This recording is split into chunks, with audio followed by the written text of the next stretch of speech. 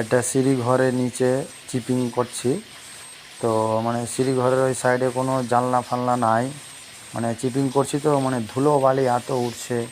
তারপরে মুখে মাস্কটা পরলাম, মুখে মাস্ক পরে না হলে তো আবার শরীরের ক্ষতি হবে। মুখে মাস্কটা পরে নিলাম, মাস্ক পরে কাজ করছি।